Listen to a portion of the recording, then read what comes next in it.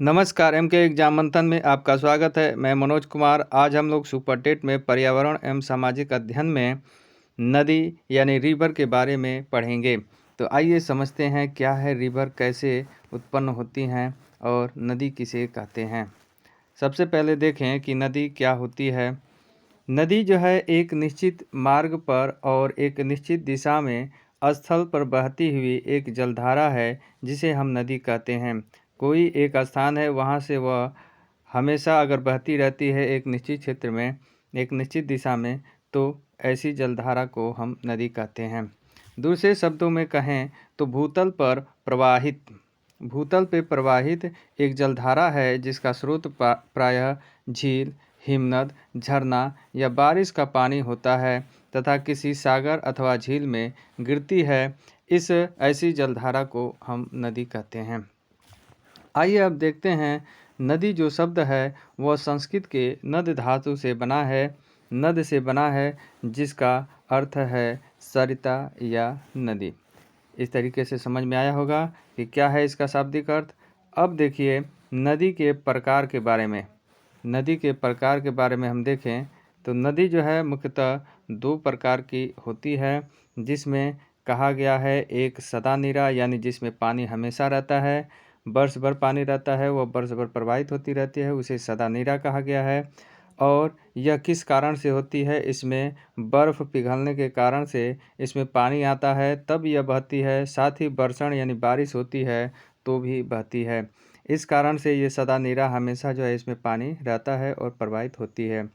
दूसरी तरफ बरसाती नदियाँ ऐसी नदियाँ होती हैं जब बरसात होता है तब ये नदियाँ जो है प्रवाहित होती हैं, बाकी दिनों में जो है यह सूखे की झेलती हैं। ऐसी नदियों को बरसाती नदियाँ कहते हैं। इसके अलावा हम देखें जल ग्रहण क्षमता के आधार पर तो जल संभर और नदी द्रोणी दो भागों में नदियों को विभाजित किया गया है, जल संभर और नदी द्रोणी। जल संभर की बात करें तो छोटी व नालों द्वारा अपवाहित होने वाली जो नदियां होती हैं उन्हें जल संभर कहा जाता है। यानी कि छोटी नदियां व नालों द्वारा अपवाहित होने वाली नदियां जो जो छोटे जलधारा होती हैं उसे जल संभर कहते हैं। वहीं बड़ी नदियों के जल संग्रहण क्षेत्र को हम क्या कहते हैं, द्रोणी कहते हैं, नदी द्रोणी कहते हैं। और इसमें एक कैचमेंट एरिया रहता है, उस कैचमेंट एरिया में नदी जिस विशिष्ट क्षेत्र को अपना जल बहा कर लाती है उसे हम कैचमेंट या जल क्षेत्र कहते हैं। यानी कोई द्रोणी है वह एक निश्चित क्षेत्र में ही जल को बहा के लाती है, तो वह निश्चित जल क्षेत्र या जल ग्रहण क्षेत्र को जो है जिस नदी जिस विशिष्ट क्षेत्र से अपना जल बहा कर लाती है उसे जल ग्रहण क्षेत्र कहते हैं। इस तरीके से यह समझ में आया होगा कि नदी क्या होती है, कितने प्रकार की होती है और इसके शाब्दिक अर्थ क्या है। आइए अब देखते हैं भारत का अपवाह तंत्र। भारत का अपवाह तंत्र क्या होता है, किसे कहते हैं अपवाह तंत्र। इसमें देखें भारत के अपवाह तंत्र में अपवाह किसे कहते हैं इसको समझें। निश्चित वाहिकाओं के माध्यम से जल का प्रवाह होना क्या होता है, अपवाह तंत्र कहलाता है। निश्चित वाहिकाएं जो हमेशा जो है निश्चित रहती हैं, प्रवाहित होती रहती हैं, ऐसी वाहिकाओं या द्रोणियों या जलधारा को जो है हम अपवाह कहते हैं। और जब यह अपवाह या वाहिकाएं जो हैं ढेर सारी मिल जाती हैं और एक जाल सा बनाती हैं, तो ऐसी निर्माण को और इस तरह के जाल को हम अपवाह तंत्र कहते हैं। जैसे ब्रह्मपुत्र अपवाह तंत्र या सिंधु नदी अपवाह तंत्र या गंगा नदी अपवाह तंत्र, इसी तरह के अपवाह तंत्र हैं। आइए देखते हैं जब ये अपवाह क्षेत्र अपवाही द्रोणी और अपवाही द्रोणी यानी कि जब अपवाह जो क्षेत्र होता है उसमें अपवाही द्रोणी और अपवाही द्रोणी यानी नदियाँ प्रवाहित होती हैं और इसके बीच में कोई एक पतली जलधारा होती है तो इसे विभाजित करती है। उस विभाजित करने वाली जलधारा को जल विभाजक या जल संभर या वाटर शेड कहा जाता है। यानी कि दो अपवाद्रोणी है, इन दोनों के बीच में एक छोटी जो है जलधारा है जो इन दोनों को विभाजित करती है। ऐसी विभाजक धारा को जल विभाजक या जल संभर धारा कहते हैं। यह जल संभर क्या होती है? छोटी नदी व नालों द्वारा अपवाहित जो क्षेत्र में होती हैं, ऐसी छोटी नदियों को जो है हम जल संभर कहते हैं। आइए अब देखते हैं कि ये अपवाह तंत्र कैसे बनता है। अपवाह तंत्र जो है भूवैज्ञानिकों की एक समयावधि जैसे काल युग आदि निर्धारित की गई है। उन कालों में युगों में जो है इन अपवाह तंत्रों का विकास होता है। इसमें चट्टानों की प्रकृति और रचना भी जो संरचना होती है वह भी उत्तरदायी होती है, जिसके कारण से नदियों का निर्माण होता है। इसके अलावा स्थलाकृतियाँ किस तरह की है, उनमें ढाल है कि नहीं है। जैसे हमारा हिमालय है, उधर हिमालय की तरफ ऊंचाई है तो ढाल जो है हमारा इधर उत्तर की तरफ पश्चिम की तरफ पश्चिम और पूरब की तरफ ढाल होता है, जिसके कारण से गंगा नदी जो है प्रवाहित होते हुए वह बांग्लादेश से होते हुए वह बंगाल की खाड़ी में गिरती है। यानी ये ढाल के कारण और इसमें स्थलाकृतियाँ भी सहायक होती हैं और बहते जल की मात्रा इसमें यानी गंगा में हमेशा जल जो है प्रवाहित होता रहता है, क्योंकि यह हिमानी क्षेत्र से निकलती है, इसलिए इसमें हमेशा वर्ष भर पानी रहता है।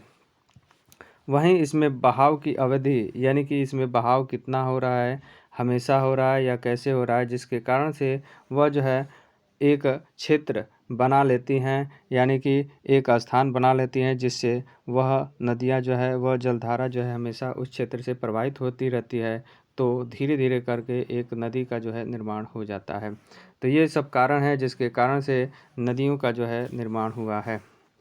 आइए अब देखते हैं भारत का जो अपवाह तंत्र है उसका वर्गीकरण किया गया है, किन किन आधारों पर वर्गीकरण किया गया है। दो आधारों पर वर्गीकरण किया है, प्रकृति व विशेषताओं के आधार पे, और दूसरा है समुद्र में जल विसर्जन के आधार पे, प्रकृति व विशेषताओं के आधार पे, और दूसरा है समुद्र में जल विसर्जन के आधार पे। दो भागों में अपवाह तंत्रों को वर्गीकृत किया गया है।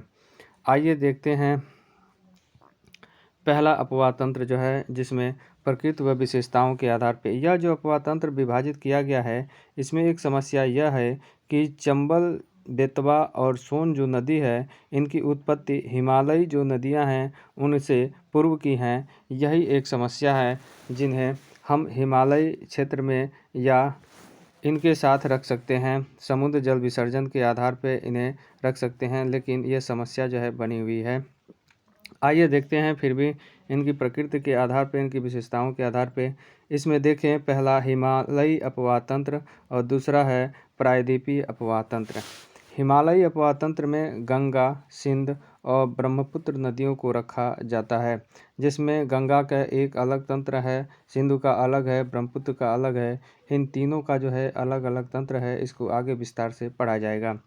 दूसरा है हिमालय से ही बारहमासी नदियाँ जो है यह बहती रहती हैं, क्योंकि इसमें बर्फ़ होता है और बर्षण की क्रिया के कारण ये बारहमासी नदियाँ यानी कि पूरे वर्ष जो है बहती रहती हैं हिमालय तंत्र की नदियाँ।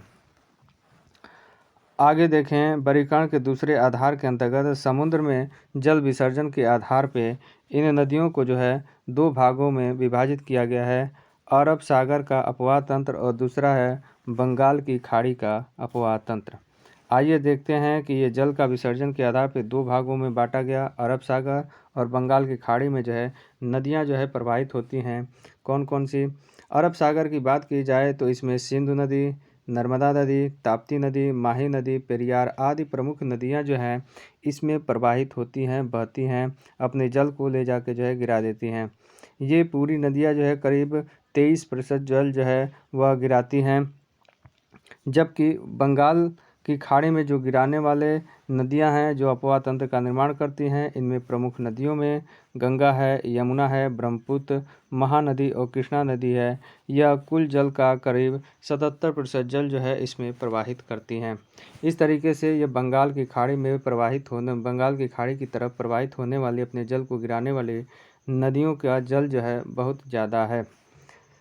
इन दोनों क्षेत्रों को जो है यानी अरब सागर और बंगाल की खाड़ी में गिरने वाली नदियों को जो है एक प्राकृतिक सीमा जो है डिवाइड करता है, जिसमें दिल्ली कटक जो क्षेत्र है, दिल्ली कटक जो स्थलाकृति है वो डिवाइड करती है, अरावली जो पर्वत है वो डिवाइड करती है, और सह्याद्री यह जो है इन्हें डिवाइड करती है, जिसके कारण से अरब सागर अपवाह तंत्र और बंगाल की खाड़ी का अपवाह तंत्र जो है बन पाया है।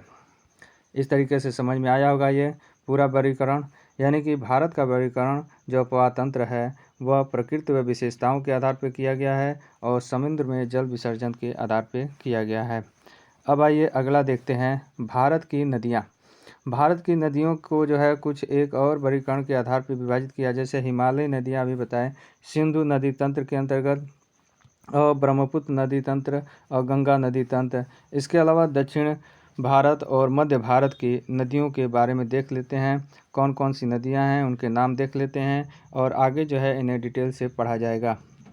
सिंधु नदी तंत्र के अंतर्गत इसमें झेलम जो है बैरीनाग जम्मू कश्मीर से निकलती है, रावी रोहतांग दर्रा हिमाचल प्रदेश से, वहीं सतलज नदी राकसताल तिब्बत मानसरोवर से, और ब्यास नदी जो है रोहतांग दर्रा HP हिमाचल प्रदेश से जो है निकलती है। यानी कि सिंधु नदी तंत्र में झेलम, रावी, सतलज और ब्यास नदियां जो है ये मुख्य हैं। ये सारी नदियां जो है झेलम में मिल जाती हैं, और इसकी सबसे बड़ी नदी जो है सतलज नदी है, और ये मिल के अरब सागर में जाके गिरती हैं। वहीं ब्रह्मपुत्र नदी की बात की जाए, ब्रह्मपुत्र नदी तंत्र की बात की जाए तो जिसमें दिबांग है, लोहित, धनसिरी, कोपिली, तीस्ता, संकोश, मानस और सुबर्णसिरी जो है ये प्रमुख नदियां हैं जो ब्रह्मपुत्र नदी तंत्र का निर्माण करती हैं। वहीं अगर बात की जाए गंगा नदी तंत्र की, जो सबसे बड़ा तंत्र का निर्माण करती है, जिसमें यमुना, रामगंगा, गोमती, घाघरा, गंडक, कोसी, महानंदा, दामोदर, सोन, केन, बेतवा, चंबल, भागीरथी, अलकनंदा, इसके अलावा और बहुत सारी नदियां हैं जो गंगा अपवाह तंत्र का जो है निर्माण करती हैं। आइए अब देखते हैं दक्षिण भारत की कुछ नदियों के नाम, जिसमें हुगली, दामोदर, स्वर्णरेखा, बैतरणी, ब्रह्मणी, महानदी, गोदावरी, कृष्णा, नर्मदा, ताप्ती, पेनगंगा, कृष्णा, भीमा, कावेरी और तुंगभद्रा जो है ये प्रमुख नदियां हैं, जो एक पूरे भारत में बहकर कुछ पाकिस्तान में भी प्रवाहित होती हैं, और ये भारत में जो है एक नदी तंत्र का जो है निर्माण करती है। इस तरीके से मेरे वीडियो यहीं पे समाप्त होता है। मेरे वीडियो को लाइक कर दीजिए, शेयर कर दीजिए, और जो लोग नए हैं मेरे चैनल पे वो लोग मेरे चैनल को सब्सक्राइब कर दीजिए। नमस्कार।